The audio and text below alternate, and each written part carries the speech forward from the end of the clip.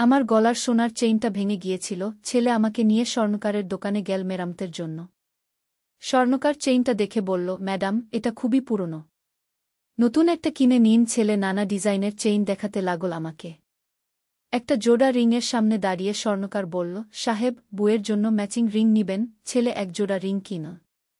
দোকান থেকে বেরিয়ে আমি জিজ্ঞেস করলাম, দুটো রিং কেন? পার্কের বেঞ্চে বসে সে একটা রিং আমার হাতে দিয়ে বলল, মা, এই রিংটা তোমার জন্য। আর এটা আমার রিংটা আমার আঙুলে পরিয়ে দিতে দিতে সে বলল, এই রিং যেমন গোল, তেমনি আমাদের ভালোবাসাও অসীম। মা, আমি তোমাকে শুধু মা হিসেবে নয়, একজন নারী হিসেবে ভালোবাসি। তুমি আমার স্ত্রী হও। রিংটার উজ্জ্বল ঝিলিক আমার চোখে পড়ছিল। সে আমার হাত চেপে ধরে বলতে লাগল, মা, আমরা দূরে চলে যাই, যেখানে কেউ আমাদের পরিচয় জানবে না। তুমি আমার বউ হয়ে থাকবে। আমার হৃদয় জোরে জোরে ধুকপুক করছিল। সন্ধ্যার আলোতে রিংটা চকচক করছিল। সে বলল, মা, উত্তর দাও। তুমি কি আমাকে বিয়ে করবে? এই গল্পটি সম্পূর্ণ শুনলে আপনাদের পানি অটোমেটিক বের হয়ে যাবে, সো যত দ্রুত সম্ভব হাতের কাছে টিস্যু নিয়ে বসে পড়ো। বিছানার চাদর যেন নষ্ট না হয় সেটা সম্পূর্ণ খেয়াল রাখার অনুরোধ জানিয়ে গল্পটি এখন শুরু করব। তার আগে সর্বশেষ অনুরোধ, দয়া করে এমন পানি বের করার গল্প নিয়মিত শুনতে আমাদের চ্যানেলটি সকলেই সাবস্ক্রাইব করুন। ধন্যবাদ। হ্যালো বন্ধুরা, আমার নাম সুমিতা দাস। আমার বয়স ৪৪ বছর। আমার স্বামীর নাম রবীন্দ্র দাস, বয়স ৪৭ বছর। আমাদের ২ সন্তান, সৌরভ আর রিনি। সৌরভ ২১ বছর বয়সী, বিশ্ববিদ্যালয়ে পড়ে। রিনি ১৪ বছর বয়সী, স্কুলে যায়। যেদিনের কথা বলছি সেদিন ছিল শীতের এক সকাল। আমি রান্নাঘরে চা বানাতে গিয়েছি, হঠাৎ দেখি সৌরভ আমার পিছন থেকে এসে দাঁড়িয়েছে। তার চোখে একটা অদ্ভুত চাহনি। সে আমার কাছে এসে বলল, মা, তোমার সাথে একটা গুরুত্বপূর্ণ কথা আছে। আমি চা বানাতে বানাতে বললাম, কি কথা বাবা? সে আমার হাত ধরে বলল, মা, আমি তোমাকে খুব ভালোবাসি। আমি হাসতে হাসতে বললাম, আমিও তোমাকে ভালোবাসি। কিন্তু সে আমার কথা শেষ হওয়ার আগেই বলল, না মা, আমি তোমাকে অন্যভাবে ভালোবাসি। আমার হাত থেকে চায়ের কাপটা পড়ে যাওয়ার উপক্রম হল। সে আমার দিকে তাকিয়ে বলল, মা, তুমি শুধু আমার মা নও, তুমি একজন সুন্দর নারী। আমার গা শিরশির করে উঠল। আমি বললাম, সৌরভ, তুমি কি বলছ? সে আমার আরও কাছে এসে বলল, মা, আমি জানি এটা ভুল, কিন্তু আমি নিজেকে সামলাতে পারছি না। আমি তাকে দূরে সরিয়ে দিয়ে বললাম, সৌরভ, তুমি কি পাগল হয়ে গেছ? সে আমার হাত ছাড়ল না। বলল, মা, আমি জানি তুমি বাবাকে ভালোবাসো না। তোমাদের মধ্যে কোনো ভালোবাসা নেই। আমি চমকে গেলাম। সৌরভ, কিভাবে জানো আমাদের দাম্পত্য জীবনের সমস্যার কথা? আমি বললাম, তুমি এসব কেন ভাবছ? সে বলল, মা, আমি দেখি তুমি কতটা একা। বাবা সারাক্ষণ কাজ নিয়ে ব্যস্ত, তোমার সাথে কথাও বলে না। আমার চোখে পানি এসে গেল। সৌরভ সত্যি কথাই বলছিল। রবীন্দ্র আর আমার মধ্যে বছরের পর বছর ধরে কোনো ভালোবাসা নেই। শুধু সংসার চালানোর জন্য একসাথে থাকি। সৌরভ আমার চোখের পানি মুছে দিয়ে বলল, মা, আমি তোমাকে সুখী করতে পারি। আমি তোমাকে সেই ভালোবাসা দিতে পারি যেটা বাবা কখনো দেয়নি। আমি কাঁপতে কাঁপতে বললাম, সৌরভ, এটা ঠিক না। আমি তোমার মা। সে বলল, মা, ভালোবাসার কোনো নিয়মকানুন নেই। হঠাৎ দরজার ঘণ্টি বেজে উঠল। আমি সৌরভকে ছেড়ে দিয়ে দরজা খুলতে গেলাম। দেখি আমার বোন সুমা এসেছে। সে আমার মুখ দেখে বলল, কি হয়েছে? তোমাকে খুব বিপর্যস্ত লাগছে। আমি বললাম, কিছু না, একটু মাথা ব্যথা। সুমা ভিতরে এসে বসল। সৌরভও এসে বসল, কিন্তু তার চোখে সেই অদ্ভুত চাহনি। সুমা আমাকে বলল, আচ্ছা, তোর কলকাতার মামাতো ভাইয়ের মেয়ে মিতার বিয়ে আগামী মাসে, তুই যাবি? আমি বললাম, যেতে চাই, কিন্তু রবীন্দ্র ছুটি পাবে কি না জানি না। সুমা বলল, একা যেতে পারবি না? আমি ভেবে দেখলাম। সৌরভ হঠাৎ বলে উঠল, মা, আমি তোমার সাথে যেতে পারি? সুমা বলল, হ্যাঁ, সেটাই ভালো। সৌরভ সাথে থাকলে তোর কোনো সমস্যা হবে না। আমার বুক ধক করে উঠল। সৌরভের সাথে একা কলকাতা যাওয়া? সুমা চলে যাওয়ার পর সৌরভ আমার কাছে এসে বলল, মা, আমরা কলকাতায় গিয়ে একসাথে থাকব। কেউ আমাদের চেনে না, আমরা স্বামী স্ত্রী সেজে থাকতে পারি। আমি রেগে গিয়ে বললাম, সৌরভ, তুমি কি বলছ? আমি তোমার মা। সে বলল, মা, শুধু একবার চেষ্টা করে দেখো, তুমি বুঝবে আমি তোমাকে কতটা ভালোবাসি। সেদিন রাতে আমি ঘুমাতে পারিনি। সৌরভের কথাগুলো মাথায় ঘুরছিল।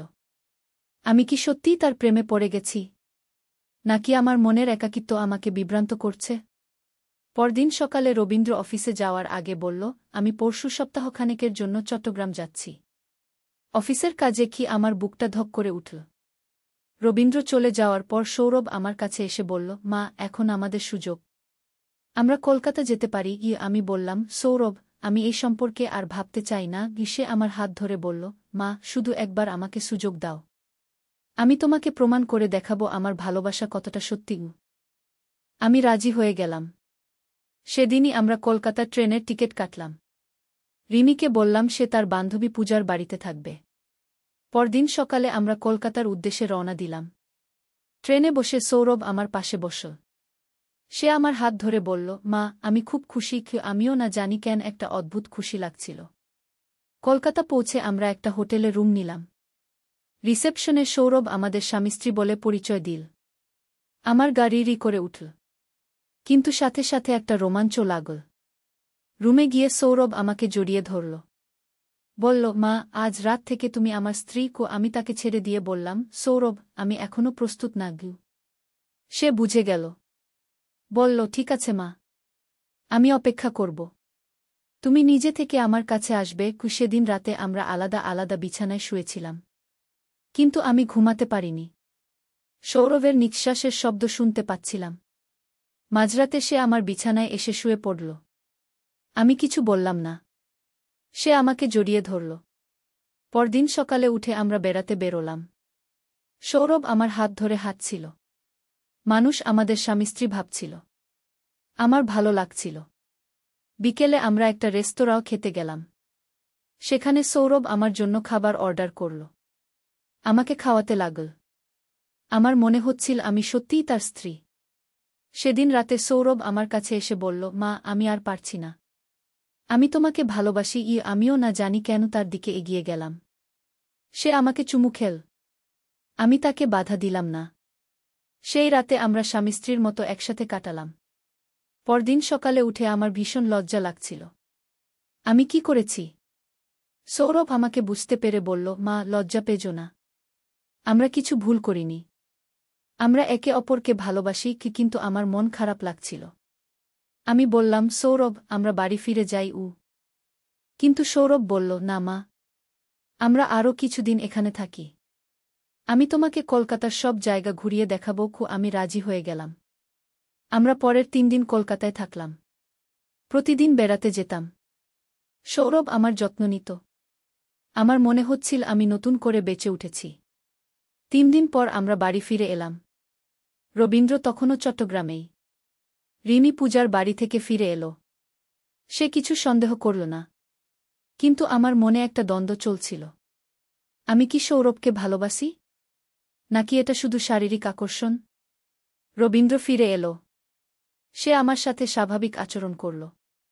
কিন্তু আমি তার দিকে তাকাতে পারছিলাম না। মনে হচ্ছিল আমি তার সাথে বিশ্বাসঘাতকতা করেছি। একদিন সকালে সৌরভ আমার কাছে এসে বলল, মা, আমরা আবার কোথাও যাই। আমি বললাম, না সৌরভ, আমরা যা করেছি সেটা ভুল। সে বলল, মা, তুমি কি আমাকে ভালোবাসো না? আমি বললাম, সৌরভ, আমি তোমাকে ভালোবাসি। কিন্তু এটা ঠিক না। আমি তোমার মা। সে বলল, মা, সমাজের নিয়ম অনুযায়ী তুমি আমার মা। কিন্তু আমাদের ভালোবাসা সেই নিয়মের চেয়ে বড়। আমি তার কথা শুনে বিভ্রান্ত হয়ে পড়লাম। সত্যিই কি আমাদের ভালোবাসা সমাজের নিয়মের চেয়ে বড়? কিন্তু হঠাৎ একদিন একটা ঘটনা ঘটল যা আমার জীবন পুরোপুরি বদলে দিল। সেদিন সকালে আমি স্বর্ণকারের দোকানে গিয়েছিলাম আমার ভাঙা চেইন মেরামত করতে। সৌরভও আমার সাথে গেল। স্বর্ণকার চেইনটা দেখে বলল যে এটা খুবই পুরানো। সৌরভ আমার জন্য একটা নতুন চেইন কিনতে চাইল। কিন্তু আমি বললাম, না, এই চেইনটার সাথে আমার অনেক স্মৃতি জড়িয়ে আছে। এটাই মেরামত করে দাও। স্বর্ণকার বলল, ম্যাডাম, এই চেইনটা কিন্তু খুবই বিশেষ। এটার ভিতরে একটা গোপন কম্পার্টমেন্ট আছে। আমি চমকে গেলাম। বললাম, কি রকম? স্বর্ণকার চেইনের একটা অংশ খুলে দিল।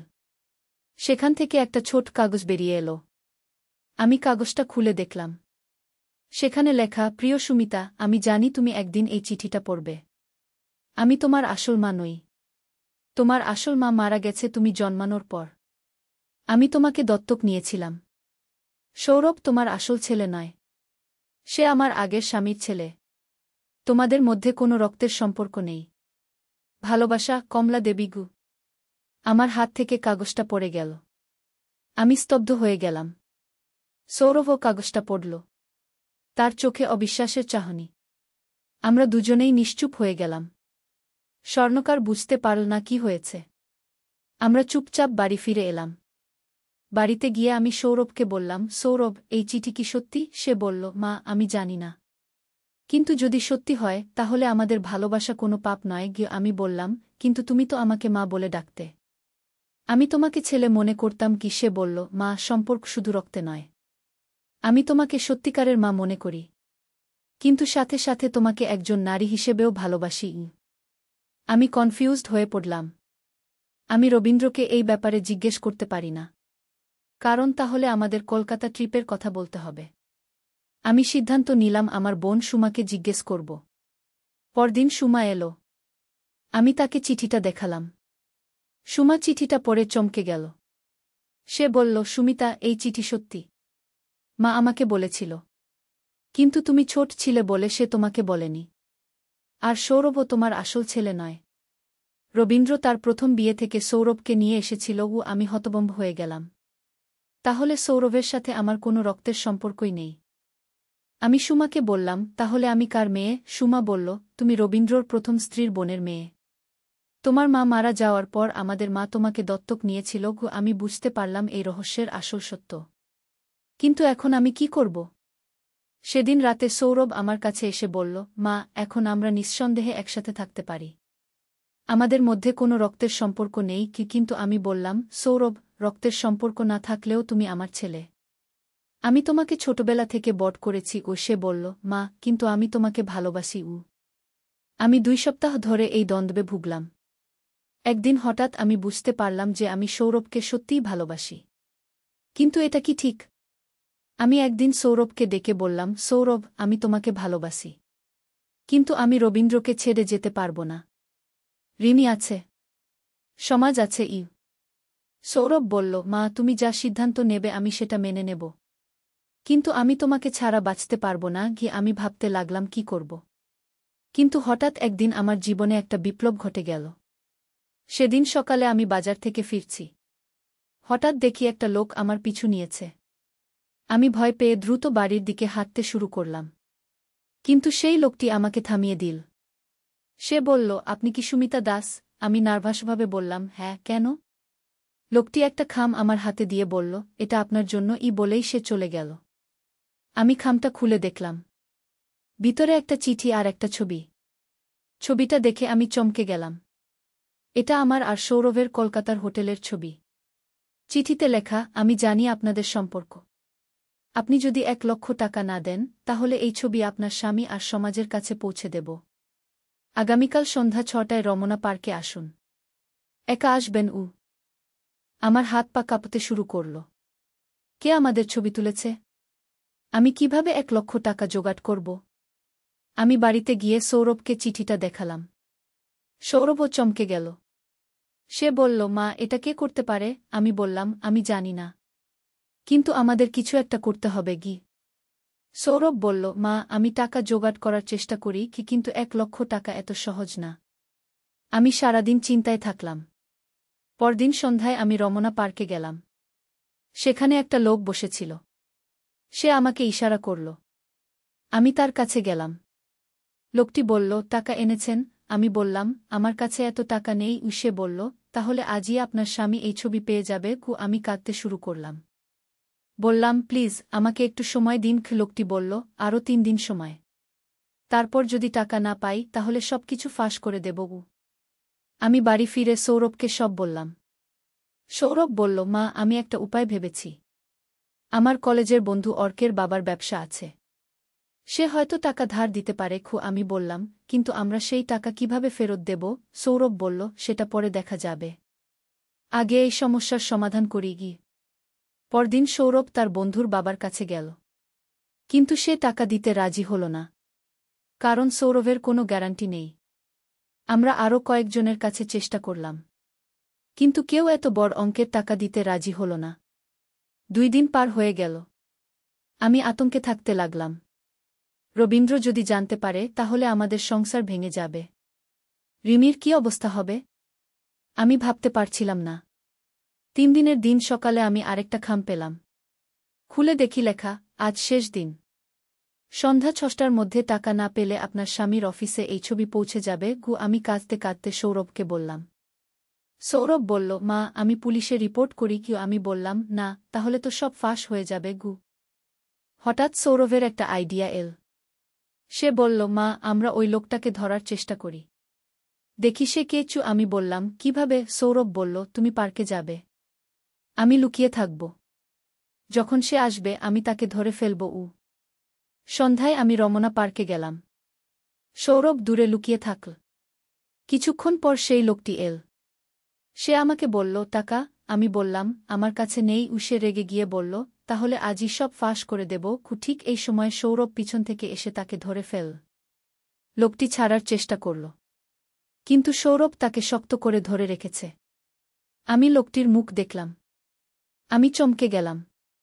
এ যে আমাদের পাড়ার চায়ের দোকানদার রতন। সে আমাদের চেনে, তাই আমাদের পিছু নিয়েছে।